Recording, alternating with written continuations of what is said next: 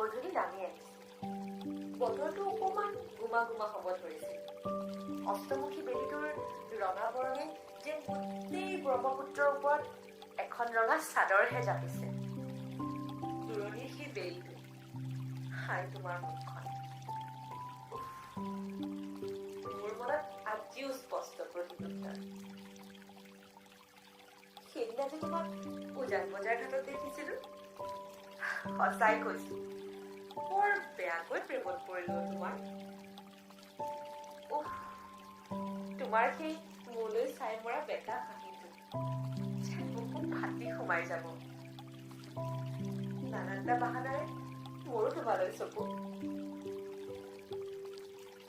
চুচুক চামাকৈ তুমিও মোলৈ চাই আছিলা ন? মই নেদেখা বুলি ভাবিছিলা চাগে। কিন্তু চেলফিৰ বাহাদুৰে তোমাৰ ওপৰত ভাল নজৰ ৰাখিছিল। চেক বুজি তোমাকো আবদ্ধ কৰিছিল মোৰ চেলফি। ঠিক তেনেতে তুমি তোমাৰ বন্ধুৰ জাতটোক বিদায় সম্ভাষণ দিয়া শুনিলো। মাৰিলে নহয় বুকুখন চিৰিংকে। বোলো দেখিছিলোহে, বিদায় সময় আহিলেই নে? মনটো মাৰিব লওঁতেই আকৌ মোক আচৰিত কৰি যাবলৈ ওলোৱা তুমিজনচোন ৰৈ গলা এখোজো নবঢ়াকৈ। সেইদিনা হয়তো আমাৰ পৰিচয় হলেই হয়।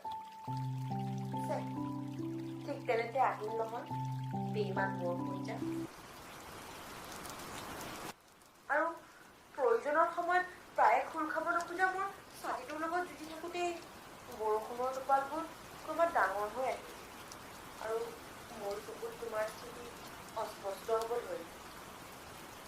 এসময়ত ধাৰাসাৰ বৰষুণ জাকৰ মাজত তোমাক হেৰুৱাই পেলালো। আৰু সেইদিনাচোন আবতৰীয়া বৰষুণ জাকে স্তব্ধ হোৱাৰ নামেই লোৱা নাছিল। বৰষুণ জাকৰ অন্তত বিমুখ হৈ উভতিলো তোমাৰ পৰিচয়টো জনাৰ হেঁপাহে। শুনিছানে? দূৰে দূৰে আছো যদিও মৰম যাচিব নাপাহৰিবা। মানে লাইক কমেণ্ট আৰু শ্বেয়াৰৰ কথা কৈছোঁ। ছাবস্ক্ৰাইব কৰি বেল আইকন প্ৰেছ কৰি দিবা। মৰম আৰু বাঢ়িব।